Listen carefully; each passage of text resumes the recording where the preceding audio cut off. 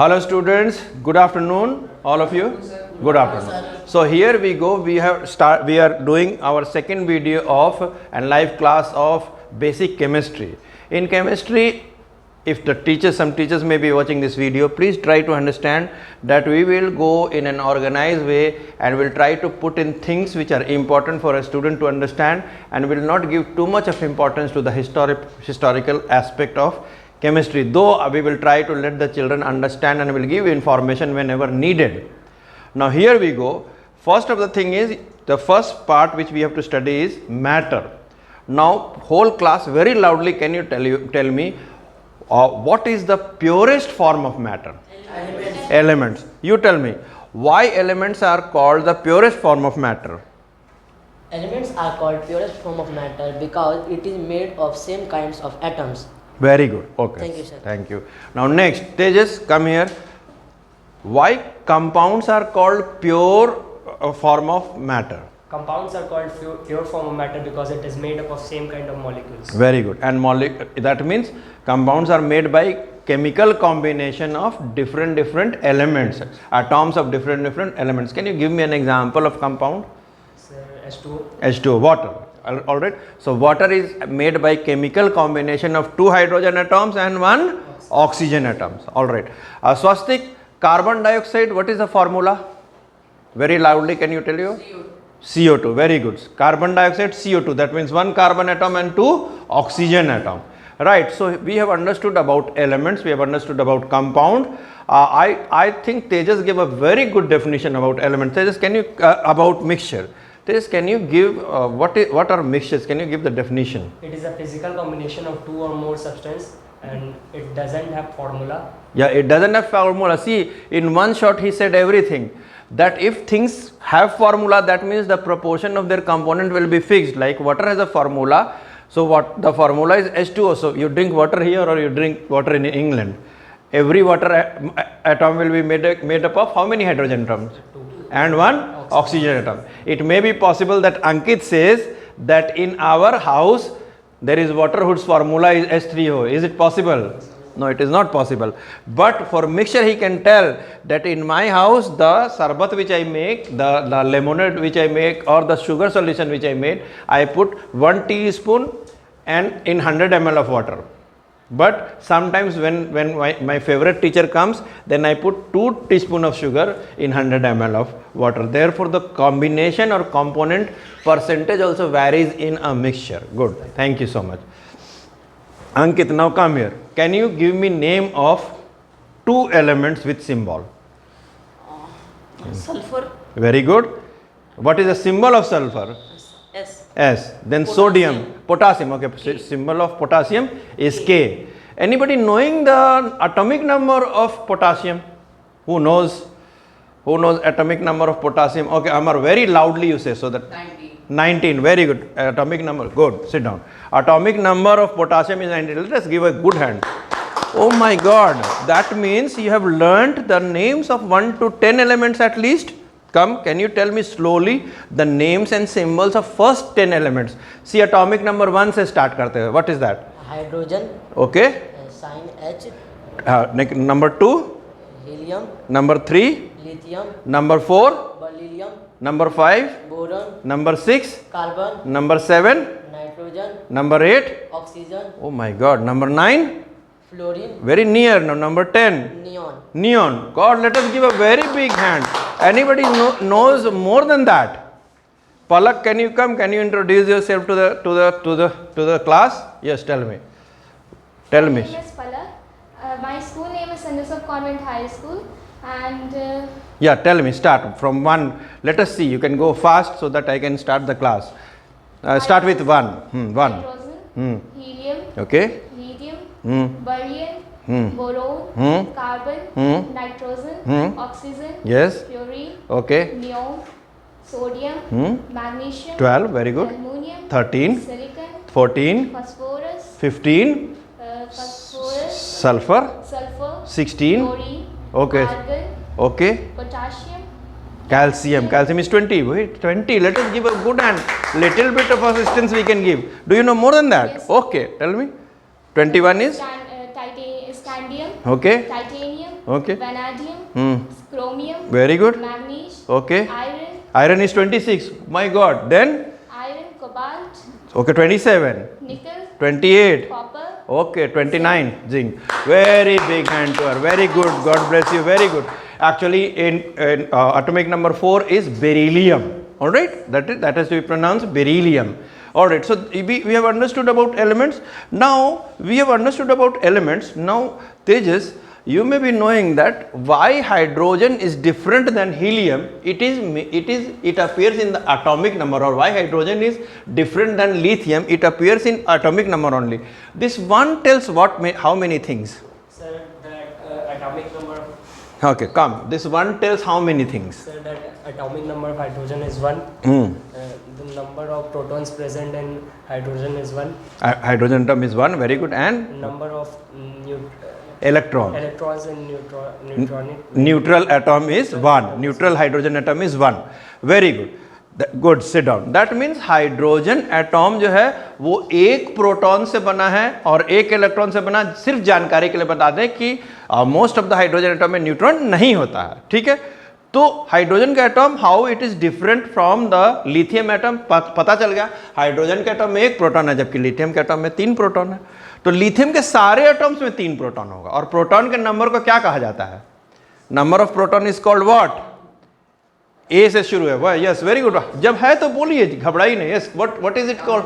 Atomic number. Atomic number कहा जाता है नंबर ऑफ प्रोटॉन्स को। कोई ऐसा कह सकता है कि नंबर ऑफ प्रोटॉन्स, हम बोलते हैं कि लिथियम में नंबर ऑफ प्रोटॉन्स 3 है, इसका एटॉमिक नंबर 3 है।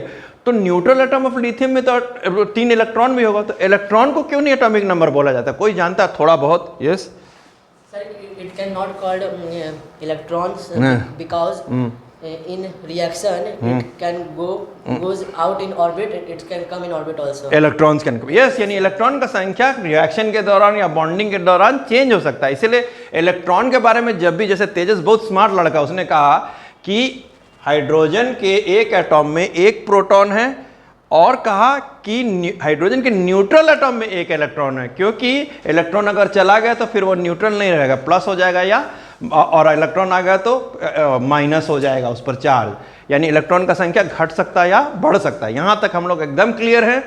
अब हम लोग आते हैं एटॉमिक मॉडल पर। एटॉमिक मॉडल, इसका मतलब आप समझ में आना चाहिए आपको कि एक एटॉम के अंदर में न्यूक्लियस होता है। देखिए यहाँ पर लाल घेरा हुआ जो न्यूक्लियस है, सभी एटॉम को न्यूक्लियस होता है। वो न्यूक्लियस पूरे एटॉम का बहुत छोटा पार्ट होता है। ये भी जान लीजिए बच्चों, ये बहुत मैग्नीफाइड बात है अंकित, ये बहुत मैग्नीफाइड चीज़ है। ये प्रोटॉन एटॉम जो एक्चुअली में बहुत छोटा होता है। Are you following? इसको क्या कहा जाता है? इधर आइए, आप मास्क उतार के आ सकते हैं, इधर आइए। सबसे पहले तो अपना इंट्रोडक्शन दीजिए। आप कौन स्कूल से, कस के जरा बता दें। Hello, my name is Aditya and I am from Birla Public School, which is situated in Rajasthan. Rajasthan. Okay, very good, very good. So, what are the fundamental particles which reside in the nucleus? Which are the two things? Sir, proton and neutron. And what orbits around the nucleus? Sir, electrons. Electron. Very good. Sit down. So, proton and neutrons are basically inside, what to say, the nucleus. All right. And electrons, they revolve around the orbit. बच्चों, so now understand, discipline is everywhere स्वस्तिक in life. Discipline हर जगह है life में, है ना। आप cinema hall में जानते हैं पूरा टिकट खरीद लेते हैं क्या? कहीं मन, जहां मन वहां बैठ जाते हैं हमारे। क्या होता है, सिनेमा हॉल गए और टिकट वाला क्या करता है? कैसा, जरा सा बताइए किधर ये। सच में सिनेमा तो हम कल देखे हैं। हाँ, लेट मी सी, क्या करता है जो आदमी बैठा था, उस क्या लिए रहता है हाथ में?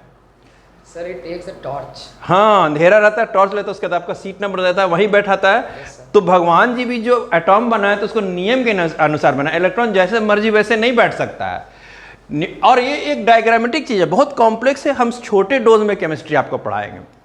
तो सबसे पहले ये डायग्रामेटिक चीज़ है। इसका सबसे ऑर्बिट के बाहर में डिफरेंट फिक्स्ड एनर्जी लेवल्स होते हैं।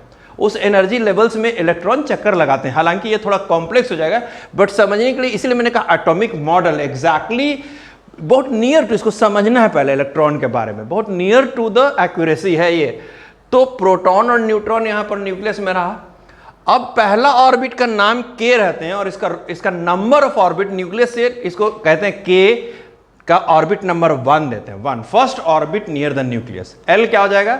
Second orbit near the nucleus. m क्या हो जाएगा, third orbit near the nucleus, alright, और n हो जाएगा fourth orbit, KLMN, fourth orbit. तो सबसे पहला द रूल इज, यहां पर लिखा है कि इलेक्ट्रॉनिक कॉन्फ़िगरेशन सबसे पहला क्या बात है, it is the way electrons are arranged around the nucleus in a particular orbit. तो रूल चलता है, जैसे कि आपको सिनेमा हॉल वाले में बैठाने में भी वो सीट नंबर दिया रहता है, ठीक है, ABCDEFG है ना ऐसे, और वो डिसाइड करते हैं आप कहाँ बैठे। आप कोचिंग में भी आते होंगे तो आप देखते होंगे, मेरा आदत है बच्चों को जहाँ मन वहाँ नहीं बैठने देते हैं, गुस्सा भी आता होगा, because if you are close friends then हम वो ब्रेक करते हैं कि नहीं आप वहाँ बैठिए, वहाँ बैठिए। फिर अगर आप थोड़ा सा क्लास में थोड़ा सा आगे पीछे होते हैं तो हम किसी एक ऐसे बच्चे को जिसको हम समझते हैं कि इज़ बेटर इन स्टडीज़ और he can help you out, I make you interact socially. Same thing is there are rule. सबसे पहला रूल क्या है, maximum electron permitted in an orbit is 2n²। Maximum electrons permitted in an orbit is 2n²। इसका मतलब क्या हुआ, 2n²। तो 2 × 1² is how much, क्योंकि k का नंबर 1 है तो 2 × 1², तो 2 1 × 1, 1 का स्क्वायर 1 ही होगा, तो 2 1 2, यानी maximum electron permitted in the first orbit is 2। देखिए मैंने 2 लाल वहाँ इलेक्ट्रॉन बनाया हुआ, ये सिर्फ मॉडल है, मैंने इसे बना दिया। सेकेंड में L का 2 × L का नंबर 2 है, तो 2 × 2² इज हाउ मच, 8, 2 का स्क्वायर 4, 2 × 8, तो मैक्सिमम जो रहेगा वो 8 रहेगा, 8 से कम रह सकता है, 8 से ज़्यादा नहीं रह सकता वहाँ पर, ठीक है। उसके बाद थर्ड वाला में 18 है, 2 × 3² 18 है, 3 का स्क्वायर 9 होता है, 9 2 18, फोर्थ में 4² 16 दूनी 32, ऐसा। अब आप लोग को जो तेज बच्चे यहाँ पर वीडियो देख रहे हैं वो लोग समझेंगे कि मैं स्टेप वाइज चल रहा हूँ। ये मैंने बताया सिर्फ फर्स्ट 20 एलिमेंट्स के लिए ये बेसिक रूल अप्लाई होना अच्छा है, वैसे समझना है। बाकी बाद में थोड़े से अपवाद होते हैं और इलेक्ट्रॉनिक कॉन्फ़िगरेशन का फिर और बेटर वर्जन आने लगता है SPDF फॉर्म में। बट वो बच्चे जो आगे चल रहे हैं हमारे लिए, उनके लिए बेसिकली ये नहीं है, हम लोग पहले बेसिक चल रहे हैं, तब हम लोग वहाँ तक जरूर पहुँचेंगे और आराम से पहुँचेंगे। बट एक एक बात फाउंडेशन समझना है। फर्स्ट ऑर्बिट में कितना मैक्सिमम इलेक्ट्रॉन रह सकता है, सेकंड में नहीं सुनाई दे रहा है, थर्ड में, फोर्थ में 32, वेरी गुड। अब है इलेक्ट्रॉन स्टार्ट होगा जैसे मान लीजिए इलेक्ट्रॉन घुसा सिनेमा हॉल में, चलते आया इलेक्ट्रॉन, तो आप टॉर्च लेके खड़ा है, अच्छा 2 हैं, पहला ऑर्बिट में जाइए, नहीं हम सेकंड में जाएंगे, 2 जहाँ पर पहला ऑर्बिट में जाइए, रूल है यहाँ का। हाँ थोड़ा कड़ा आवाज बोला, सुनिए रूल है क्या, टॉर्च बैठाना जहाँ मन बैठे नहीं बैठेगा, सोचिएगा ज़्यादा तेज बनेंगे तो और लोग को बुला के लाए, सब कान पकड़ के बाहर कर देगा, आपको स्टेडियम में भी कर देता है। Are you following? तो इसीलिए बेचारा इलेक्ट्रॉन 2 चुपचाप से यहाँ बैठ जाएगा, और जब तक पहला नहीं फुल होगा, ऐसा नहीं कि 2 आया तो एक यहाँ रख दिए, एक यहाँ रख दिए, 2 सबसे पहले पहला ऑर्बिट फुल कर देंगे। अब अगर 3 इलेक्ट्रॉन है तो 1 आगे चला जाएगा। कब तक आगे चला जाएगा? जब तक सेकेंड वाला में 8 नहीं हो, यानी L में 8। अब मान लीजिए आपको 9 बचा है तो 8 वहां रखेंगे और फिर M में 1 को भेजेंगे, यानी electron starts filling it from lower energy level to higher energy levels. ये पहले समझ में आ गए।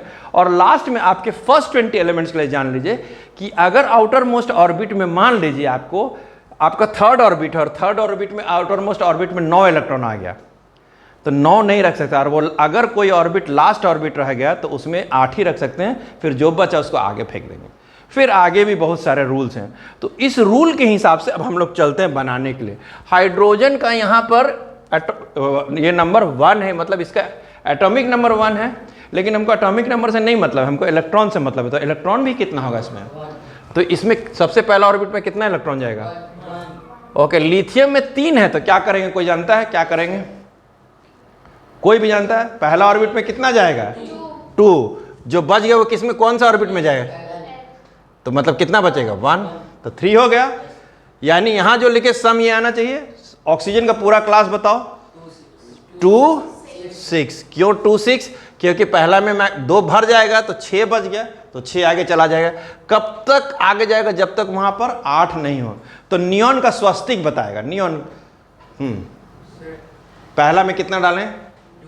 2। कितना बच गया यार? 10 था, 10 लोग 8, तो क्या करेंगे? L 8 लिख सकते हैं, या सच बोला कि गलत बोला कि सही? 8 लिख सकते हैं, क्योंकि वहां मैक्सिमम इलेक्ट्रॉन कितना सेकंड में 8 रह सकता है। अगर 9 रहता तब क्या करते हैं? कोई बताएगा? 8 वहीं रख के 1 आगे भेज देते हैं। इसके नेक्स्ट में जस्ट वैसा ही है। लेट अस सी सोडियम में। चलिए सोडियम में क्या होगा? 2, 8 एंड 1। Very good. तेजस आप यहाँ बताइएगा, अपने बारे में जरा बताया जाए तो क्या क्या नाम हुआ और कहाँ पढ़ते हैं? Where do you study in English? Okay, can you explain what happened? Sir, first of all, the atomic number of sodium is 11. So first, the number of proton is also 11. So first, And electron is 11, also 11. So the first of all, in the first orbit, number of electrons is maximum is 2, and in second orbit there will only be 8, and third orbit the rest will go. Very good. Sit down. Very good. Let us give a hand. Okay. All right. Good. Now what happens?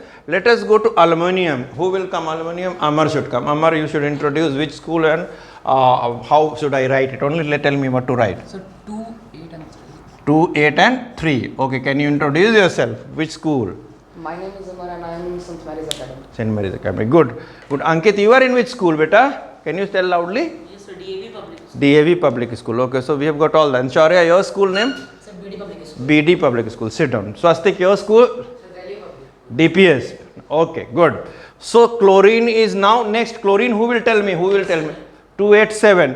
तो chlorine तक तो fix है। हम लोग third orbit में 287, third orbit में 18 तक रख सकते हैं। लेकिन यहां पर भी तो 2, 8 और 8, अब 2, 8, 9 आ जाएगा। रख सकते हैं 9, क्योंकि थर्ड ऑर्बिट में तो 18 रख सकते हैं, तो 9 रख सकते थे रूल के हिसाब से। लेकिन यहां पर एक गड़बड़ है। कहता है आउटर मोस्ट ऑर्बिट, लाठी लेके आ गया, outer most orbit can't have more than 8 electrons. अब आप क्या करेंगे? 9 हो जाएगा तो आउटर मोस्ट हो जाएगा, तो क्या करेंगे? 8 यहां रख के 1 बाहर भेज देंगे। Did you understand? 20 वाला तब कैसे बनेगा? 2 तो 18 बच गया, 8 तो 8 2 10, यानी 10 बच गया। यहां 10 रख सकते हैं या नहीं? क्यों? क्योंकि आउटर मोस्ट ऑर्बिट हो जाएगा। तो आउटर मोस्ट ऑर्बिट पे कितना इलेक्ट्रॉन रख सकते हैं? 8। और यहां पर कितना? 2। हाँ, एक और पते की बात बताएं, जो आउटर मोस्ट ऑर्बिट में जो इलेक्ट्रॉन रहते हैं उनको कहा जाता है valence electron, outer most orbit वाले, और बाकी सारे इलेक्ट्रॉन को कोर इलेक्ट्रॉन। तो आउटर मोस्ट ऑर्बिट में इसका तो आउटर मोस्ट ऑर्बिट 1 है, तो इसका आउटर मोस्ट, इसमें ऑर्बिट 1 है, तो इसका वैलेंस इलेक्ट्रॉन 1 है। इसका वैलेंस इलेक्ट्रॉन बताइए। सबसे आखिर में जो इलेक्ट्रॉन वही नंबर को वैलेंस इलेक्ट्रॉन कहा जाता है, तो इसका क्या हो जाएगा? 1। ऑक्सीजन का वैलेंस इलेक्ट्रॉन, नियॉन का 8, सोडियम का, अल्युमिनियम का। अल्युमिनियम में कोर इलेक्ट्रॉन कितना है? जो तेज है बताएगा। वैलेंस इलेक्ट्रॉन को छोड़ के सारे इलेक्ट्रॉन को कोर कहा जाता है, 10। यस, तो इसका कोर इलेक्ट्रॉन 10 हुआ। क्लोरीन का 7। Okay, very good. Then argon 8। Then again potassium. अब जान के कुछ गलती भी करो, देखते हैं इसको जान के गलती नर्वस कर देते। इधर आओ, हम कितना ड्रामा करें, को डर नहीं। कोर इलेक्ट्रॉन इसमें कितना है? 2 है कि 3 है कि 4 है? 18। अरे बाप रे, नहीं डरा। 18 सही है। काहे बोले 18? सर इसको लास्ट वाले ऑर्बिट वाले को छोड़ के और सबको प्लस कर देंगे। Very good. तो 2, 8, 18। Did you understand? तो core electron valence electron means, और लास्ट वाला भी कर देते हैं। कैल्शियम का वैलेंस इलेक्ट्रॉन कितना है? कितना है? 2 है। और core electron 18। That means valence electron किसको कहते हैं? अगर कोई पूछे तो क्या कहेंगे? Electron present in the outermost orbit.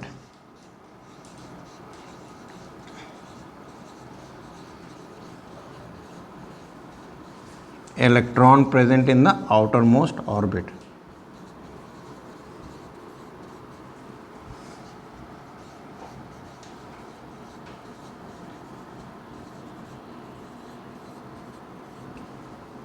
Orbit. और core electron is what? All the remaining electrons. Did you all understand this?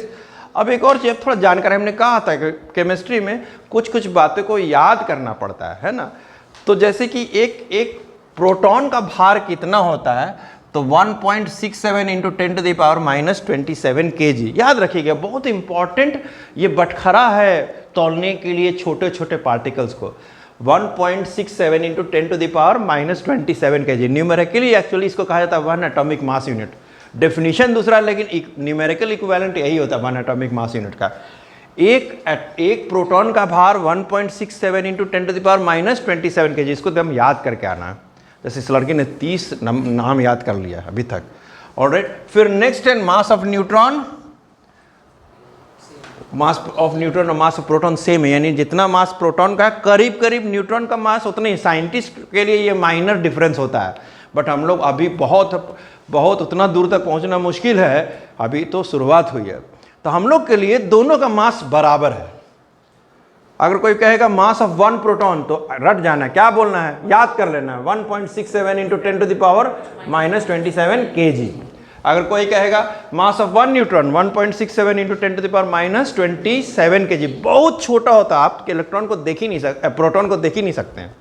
ऐसे कस कैसे कर देंगे, और एक ड्रॉपलेट निकलेगा, उसमें भी एटॉम्स होते हैं, उस ड्रॉपलेट का हजारों अरबवां भाग, ये बहुत छोटा है यूनिट। फिर उसी तरह से मास ऑफ 1 इलेक्ट्रॉन, ये तो और छोटा है, 9.11 इंटू 10⁻31। ये पॉइंट सब शायद वीडियोस में विजिबल नहीं होगा, तो मैं और अच्छा कर देता हूँ। 9.11 इंटू 10⁻31 kg। कहने का मतलब कंपैरिजन, ये बहुत छोटा और छोटा है। कहने का मतलब प्रोटॉन और न्यूट्रॉन के मास के कंपैरिजन में इलेक्ट्रॉन का मास नेग्लिजिबल होता है। करीब करीब 1800 इलेक्ट्रॉन, 1837 इलेक्ट्रॉन मिलकर एक प्रोटॉन के मास के बराबर होता है। यानी अगर हम पूरे एटॉम को तौलेंगे तो इलेक्ट्रॉन का मास को नेग्लेक्ट भी कर देंगे तो काम चलेगा। से फॉर एग्जांपल, पलक इधर आइए, आपका मास मान लीजिए हम करीब करीब 42 kg की है, तो कहेगी सर मास हटा के 42 kg के, तो मास लगा के भी कितना होगी 42 kg। ने मास का मास नेग्लिजिबल कर सकते हैं। आर ई फॉलोइंग इसी तरह, इसीलिए कोई भी एटॉम का जब मास नंबर आप सुनते हो, मास नंबर मास से संबंध जब भी रखा जाएगा, तो इसका मतलब हम लोग न्यूट्रॉन और प्रोटॉन, यानी पूरे एटॉम का मास न्यूक्लियस के अंदर ही होता है। अगर पूरा एटॉम का मास अगर हम कहें, से फॉर एग्जांपल हम लोग AMU यूनिट देते हैं कि अगर सोडियम का पूरा एटॉम का मास 23 AMU है, कहने का मतलब उसका न्यूट्रॉन और प्रोटॉन का मास मिला के 23 AMU है। इलेक्ट्रॉन को पूछते ही नहीं है, इलेक्ट्रॉन का कुछ मास होगा लेकिन उसको नेग्लेक्ट कर देते हैं। कंपेयर से फॉर एग्जांपल इधर आइए, से फॉर एग्जांपल जैसे इनका टोटल मास जो है, से फॉर एग्जांपल ये भी करीब करीब 44 kg के होंगे, और हम कहेंगे कि सर हाथ में पेन पकड़े तो पेन हटा के 44 kg, तो चलेगा। पेन का मास क्या होगा, 50-60 ग्राम होगा, तो इग्नोर कर देते। तो मास जब बात करेंगे किसी भी एटॉम का, तो मास को हम लोग मास में इलेक्ट्रॉन के मास को इग्नोर कर देंगे, चलेगा ये सब। नेक्स्ट है चार्ज ऑन 1 इलेक्ट्रॉन, भी सब बच्चों को याद करना। जब आप लोग कॉम्पिटिटिव एग्जाम में जाएंगे तो ये सब थोड़ा सा न्यूमेरिकल के लिए याद रखना है। 1.67 इंटू 10⁻⁻19 कूलम्स। यहाँ पर एक चीज आता है, कूलम्स कोई पूछेगा क्या है, तो unit of charge. What is the unit of charge, coulomb. Unit of mass क्या है, kg। यूनिट ऑफ लेंथ क्या है, मीटर। तो यूनिट ऑफ फोर्स कोई जानता है, न्यूटन। और यूनिट ऑफ चार्ज क्या है, कूलम। तो इलेक्ट्रॉन जो है नेगेटिवली चार्ज होता है, प्रोटॉन जो है पॉजिटिवली चार्ज होता है, दोनों का परिमाण बराबर होता है। मैग्नीट्यूड ऑफ चार्ज इक्वल है 1.6 इंटू 10⁻⁻19 कूलम, बट नेगेटिव होता है इलेक्ट्रॉन और जस्ट अपोजिटली नेचर होता है प्रोटॉन, पॉजिटिव। और न्यूट्रॉन बेचारा इलेक्ट्रिकली न्यूट्रल होता है। यानी 2-3 बात समझ गए। जब चार्ज की बात करेंगे तो इलेक्ट्रॉन प्रोटॉन को याद करेंगे, न्यूट्रॉन को भूल जाएंगे। और जब मास की बात करेंगे तो न्यूट्रॉन प्रोटॉन को याद करेंगे, इलेक्ट्रॉन को भूल जाएंगे। क्यों भूलेंगे, इलेक्ट्रॉन न्यूट्रॉन और प्रोटॉन के कंपैरिजन में बहुत हल्का और नेग्लिजिबल मास का होता है। Please copy the board work, we are into a very right path now, direction. Thank you.